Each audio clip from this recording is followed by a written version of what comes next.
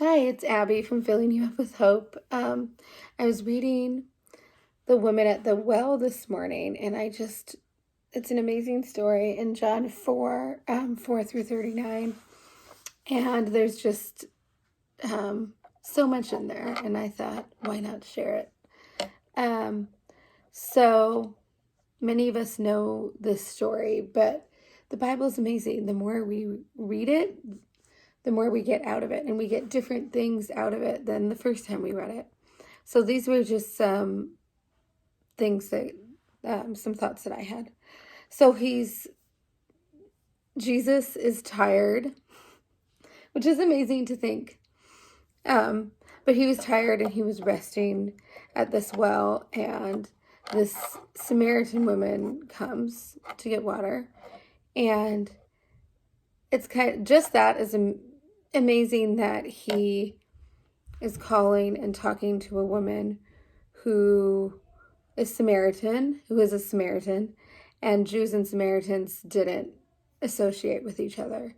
And here's Jesus yet again breaking like the norms of the society and calling somebody who Jews weren't even allowed to talk to, and calling her into his kingdom. So he offers, he asks her for water, and he offers her living water. And if you drink it, you won't be thirsty again. And of course, I think a lot of us might have these thoughts when we read it, that we're all thirsty in this world.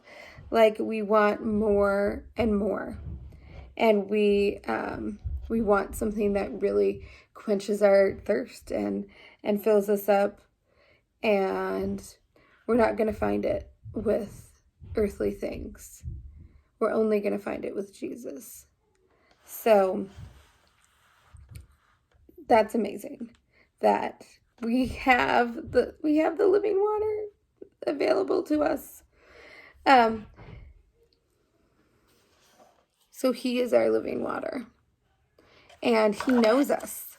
Now he knows this woman's past. He knows that she's been married 5 times and is with someone who's not her husband, and he's still calling her. Like, that is something that no matter what we have been through, no matter our past, like, we have this, we can have Jesus if we turn to him.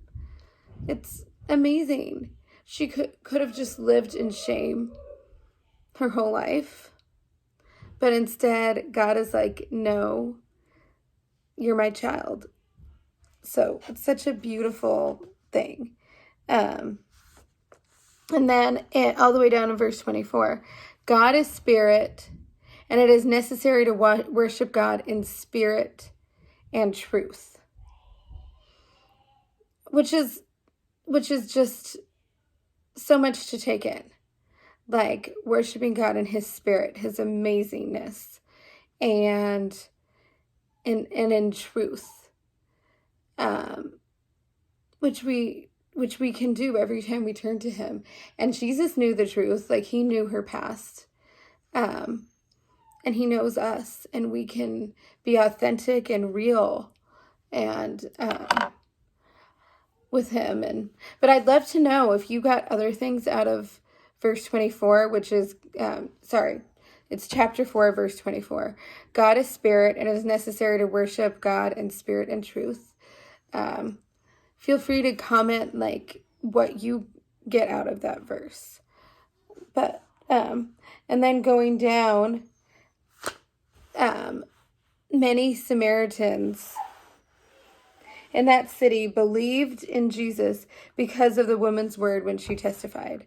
So she left after their encounter, and she told many, many people her testimony about Jesus, and that spread Jesus.